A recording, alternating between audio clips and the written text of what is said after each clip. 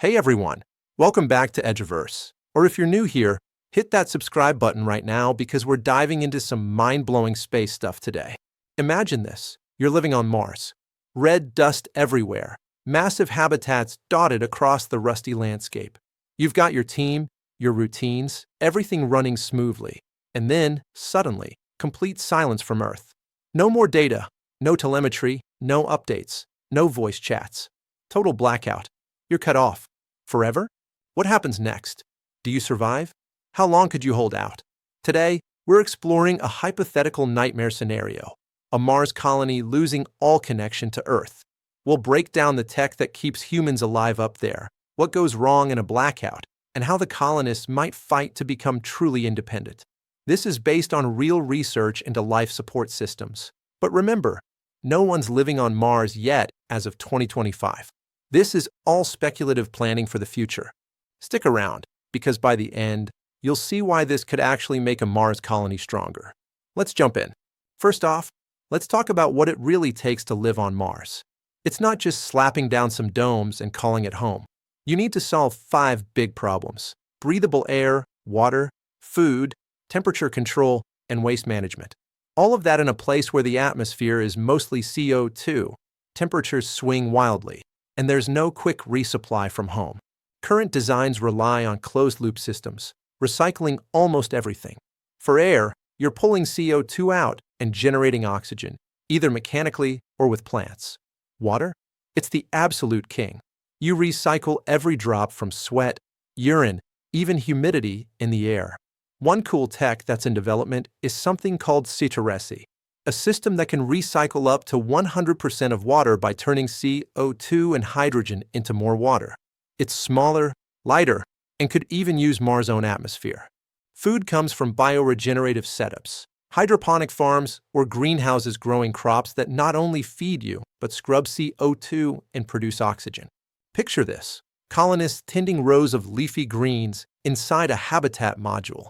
It's therapeutic, right? Fresh veggies in space. But here's the kicker. All these systems are power hungry. We're talking about 60 kilowatts per person just to keep everything running. Lights for plants, pumps for water, heaters, you name it. That's like powering a small neighborhood for each colonist. And right now, a lot of this relies on constant input from Earth: diagnostics, tweaks, software updates. Communication delays are already 3 to 24 minutes one way, but we assume the link stays up. So what if it doesn't? What if there's a total data blackout? The blackout hits.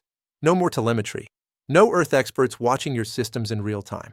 No patches. Nothing. The first 72 to 96 hours are make or break. That's your critical window. Hours 0 to 12. Panic sets in, but hopefully, protocols kick in. You verify it's not just a glitch. Assemble the team. Pull up all your cache data, manuals, schematics, recent logs stored locally.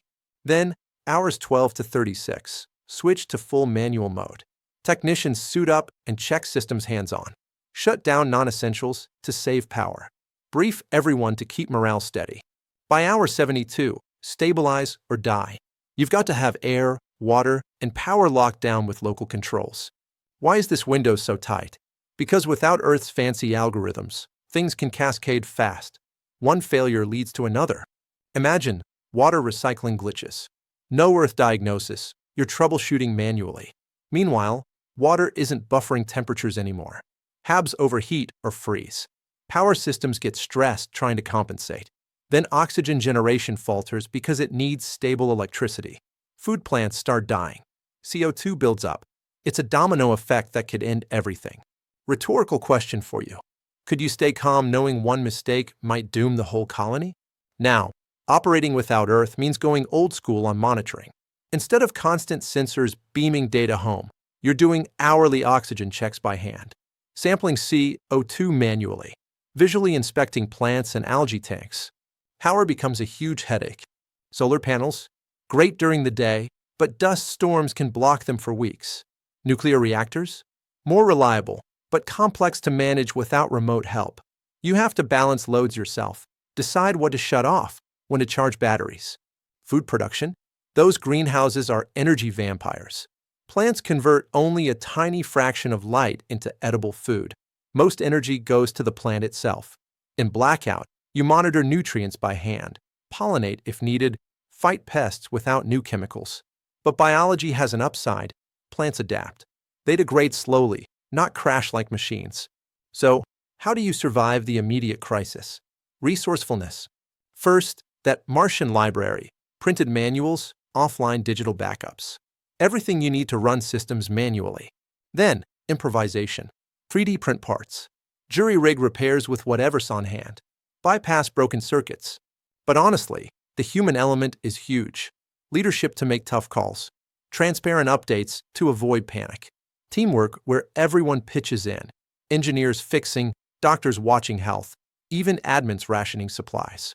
Psychologically, it's brutal. No hope of rescue. Structured routines, small wins celebrated. That's what keeps people going. Historical parallels help here. Think Antarctic stations isolated for months in winter, or submarines underwater with zero contact. Even the ISS has handled short blackouts. Lessons: train hard, build redundancy, prepare minds as much as tech. Once stabilized, you shift to long-term autonomy. Inventory everything. How much food, water, oxygen reserves? Ration strictly. Set new baselines. What's normal now without Earth's optimizations? Build local monitoring, simple sensors, manual logs, internal radios. Power management. Match consumption to what you can generate sustainably. Might mean permanent shutdowns of luxuries. And lean hard into closed loops. That CHR-style water recycling becomes your lifeline. No need for constant ice mining. ISRU, in situ resource utilization. Mine Mars ice for water, pull oxygen from the soil, make fuel from CO2. Bioregeneratives shine long-term. Fresh food boosts morale, connects you to Earth-like life, gives meaningful work. Over time, this blackout could force true independence, new governance, Martian timekeeping, even a unique culture born from shared hardship. Challenges remain massive. Components fail without replacements. Crop diseases, microbial imbalances in waste systems. Expertise gaps if your one water expert gets hurt. Socially, despair from permanent isolation. Conflicts over rations.